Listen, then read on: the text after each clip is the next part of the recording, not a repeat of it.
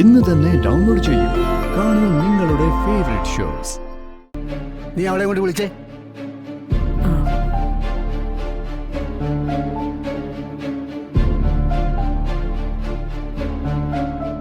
നീ ഇങ്ങോട്ട് വന്നേ, ചോദിക്കട്ടെ.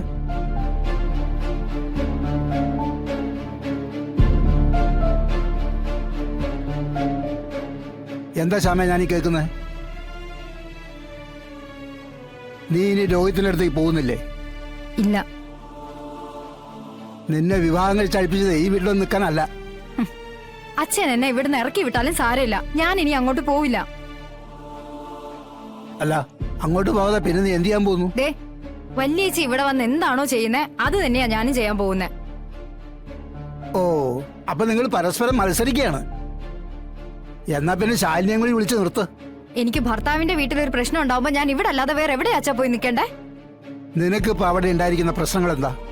അതെന്താണെന്ന് പറഞ്ഞാലല്ലേ ഞങ്ങളെ കൊണ്ട് പരിഹരിക്കാൻ പറ്റുമോ നോക്കാൻ പറ്റൂ. ഇതങ്ങനെ പരിഹരിക്കാൻ പറ്റുമെന്ന് തോന്നുന്നില്ല. ആ രോഹിത് ജീവിക്കുന്നത് അവിടെ ഉള്ളവരുടെ നിയന്ത്രണത്തിലാ. ആ ദത്തമ്മ പറയുന്നത് മാത്രമേ രോഹിത് കേൾക്കൂ. അത് പിന്നെ അങ്ങനെയല്ലേ വരൂ. അവനൊരു ജീവിതം ഉണ്ടാക്കി കൊടുത്തത് അവരല്ലേ. ദേ, നിങ്ങൾക്കൊരു ജീവിതം ഉണ്ടാക്കി തന്നോളാ ഈ ഇരിക്കുന്നേ.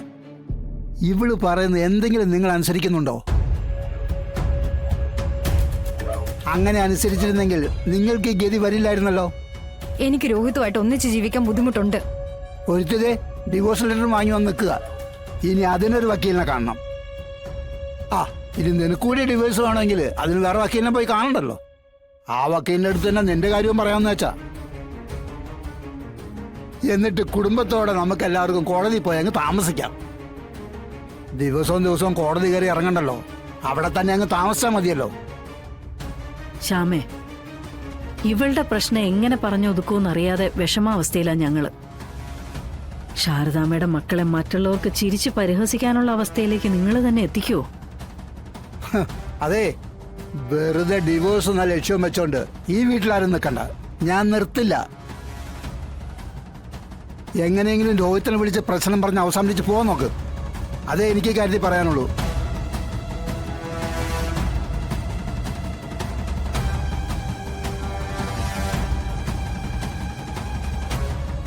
ഇടി, അച്ഛൻ പറഞ്ഞ കേട്ടല്ലോ.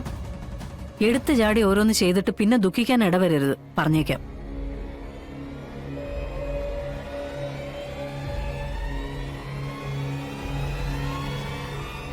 ശ്യാമേ, നീ എന്നെ കണ്ടുകൊണ്ട് ഡിവോഴ്സിന്റെ കാര്യം പറയണ്ട.